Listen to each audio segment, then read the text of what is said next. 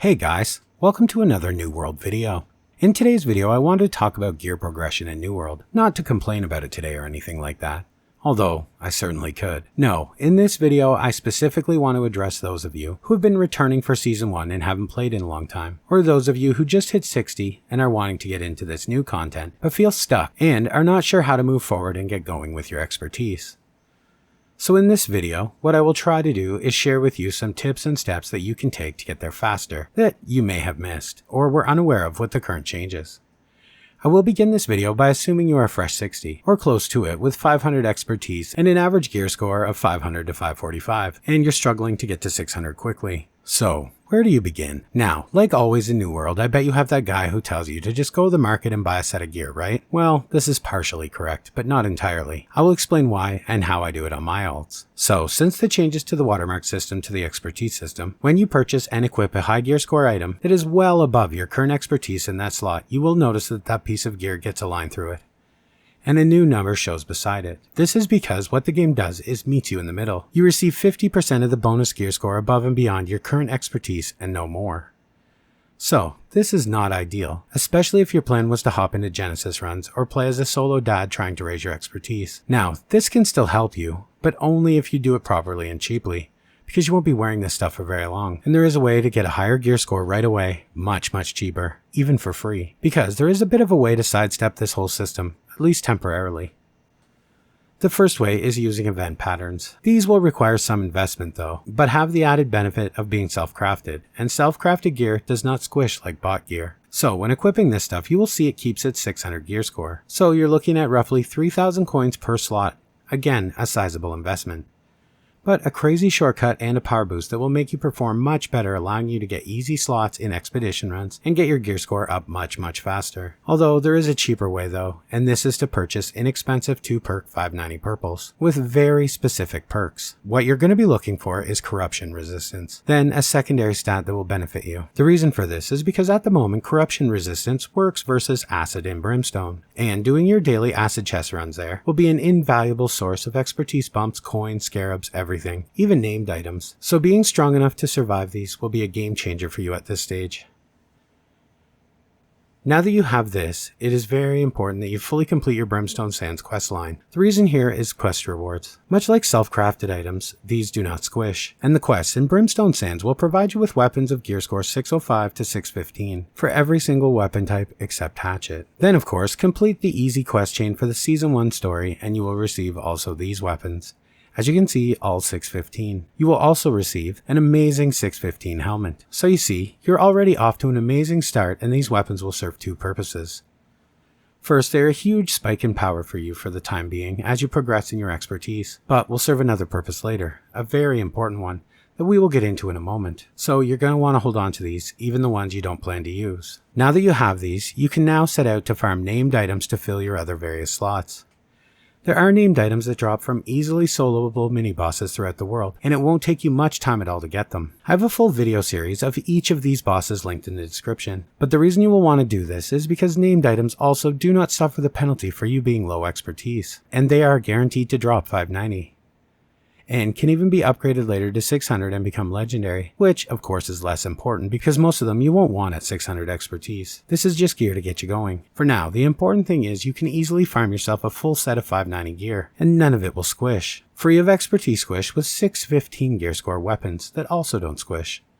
So what you will effectively do is set yourself up at roughly 601 average gear score before you even open your first gypsum cast. Now, you will have no trouble finding groups for expeditions with this gear score, doing chest runs, solo farming bosses, doing just about anything that will boost your expertise. This will put you in a very strong position to level your expertise at lightning speed. Spamming Genesis runs with a group or Lazarus, it'll really go quickly. But if not and you prefer total casual solo play, well, there are many options for you also. You should complete all of this as described above. But instead of Genesis runs and other expeditions, your primary focus will be on gypsum, and people will list the various gypsum that you can get each day, and you will think you should pick and choose which to make. But this isn't exactly the case anymore. In the game now, you have many options for gathering gypsum orbs, and enough to more than get you to 600 in your desired slots. if not all slots. You will only be limited by the daily cooldown on the casts. So the first thing you should always do is get your Topaz Gypsum potion made. This will provide you with Topaz Gypsum as you play casually. Then you want to get your Emerald Gypsum. This one is easy also.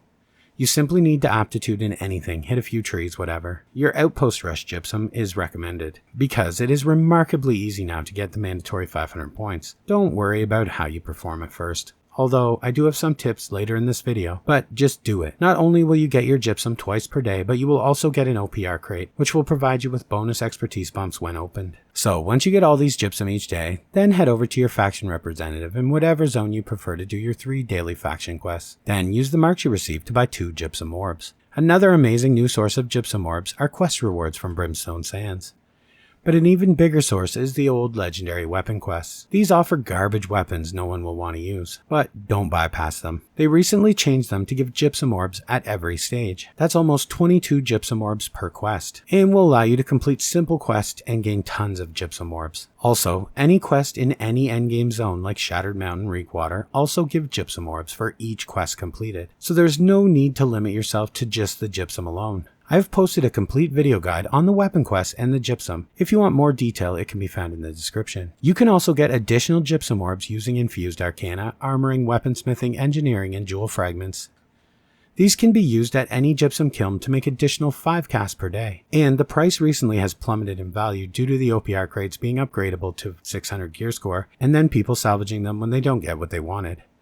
So this is a great way to get those extra bumps right now. So to sum it up, you will simply do your acid runs, open your Gypsum crates and OPR crates, and in no time you will be 600 expertise. Now for PvP. How can you honestly take part in PvP before 600? Well, the good thing here is that with changes over the past few months, if you enter an arena or outpost rush, your gear will be equalized to 600 gear score.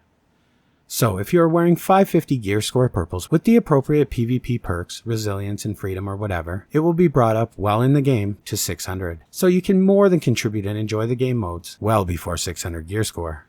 Another great way to get expertise bumps each day will be using the Flame Core Forge. This is another new addition with Season 1. Using 10 Flame Cores, you can now craft a Flame Core Orb that, when opened, will give you gear. This gear will provide you with expertise bumps, and much larger expertise bumps than the Gypsum crates. The difference here, though, from the Gypsum, although it is quite similar, is that you have no control over which slots get bumped. It's completely random. So, now that you have reached 600 gear score, what's next? Well, now you have to get your gear to 625, right? Which is more than possible without running any mutations. It will just take you a bit, but there is a few tricks to speed this up. So first, you should have a few thousand Umbral Shards already from your Brimstone Sands quests and your Season Pass. So what you want to do is have those ready, and here is where you can sort of trick the system. Put on one of your 615 weapon quest rewards that you got in Brimstone. Now, upgrade it 1 level to 616, and boom, now that weapon slot is 616 expertise, saving you the entire cost of 600 to 615. Now, do this with every weapon you can afford to, and your helm also using the 615 quest reward one from the season storyline. Now, you're probably thinking that was dumb. I should be upgrading all of my gear slots I use, not all of these different weapons. But, you see, what you did by taking all of these weapons to 616 expertise is give yourself a very early way to generate massive amounts of Umbral Shards. You see, the higher your expertise is in a weapon or armor slot, the more Umbral Shards the Gypsum cast will give you when you make it. So, after you've done this, create Gypsum casts for each of the weapon types you just upgraded to 616, and then open them. Now you've generated more Umbral Shards than you invested already. Now, use those Umbral Shards, and the key here will be to get every gear slot you have up to 620, not 625. That's too expensive right now and offers very little benefit outside of mutations. Once each gear slot is 620, you will now generate massive amounts of Umbral Shards per day per slot, and before you know it, every slot will be 625. Now, there is more to it than that, of course, and there are always small nuances. And you can get into gear score and how much gear score is provided by each slot, and how the percentage is weighted and all of that, but that's not what I want to get into in this video, because of course, it's a long topic. I do have videos covering it if you want to know more. However, for now, I just wanted to point those new and returning players on the path to get them going.